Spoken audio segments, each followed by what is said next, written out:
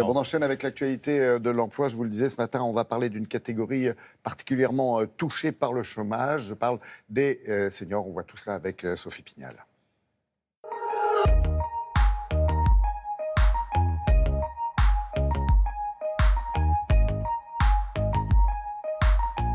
Nous sommes tous amenés au cours de notre vie professionnelle à changer d'employeur, voire à changer de métier. Mais sommes-nous bien préparés? J'ai voulu écrire un livre parce que j'étais très en colère.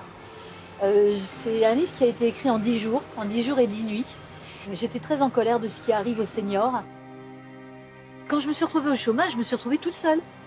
Ça faisait 10 ans que j'étais dans l'entreprise, 10 ou 11 ans. J'étais pas du tout préparée à aller chercher un emploi, moi. Donc j'étais dans un ronron, dans quelque chose de confortable. Et là, on me demandait de sortir de ma zone de confort. Et puis les choses avaient changé. Les choses avaient vraiment évolué.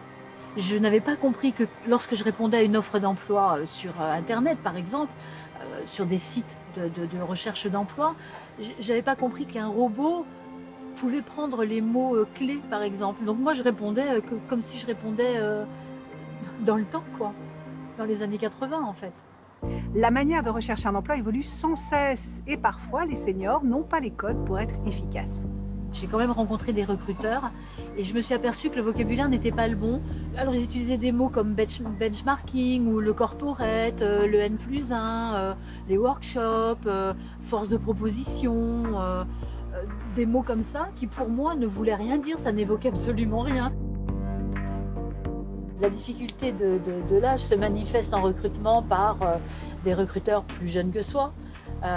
Qui m'ont un peu malmenée, je dirais. Une première fois, on m'a dit comment pourrais-je vous faire des remontrances, vous avez l'âge de ma mère. Une autre fois, est-ce qu'on pourra vous appeler mamie? Alors c'était dit gentiment, mais quand même.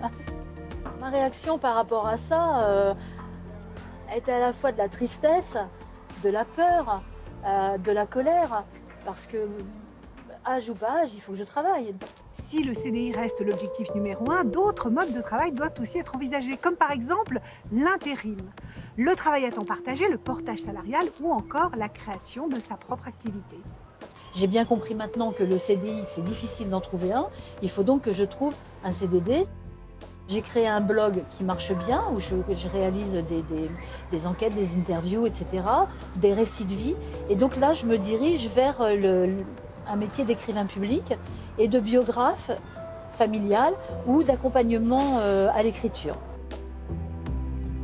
D'un mal peut naître un bien. Ce livre m'a permis vraiment de faire autre chose de ma vie. Face à ces situations difficiles, le seul conseil à donner est peut-être de ne pas rester isolé. De nombreuses associations aident les seniors à retrouver un emploi.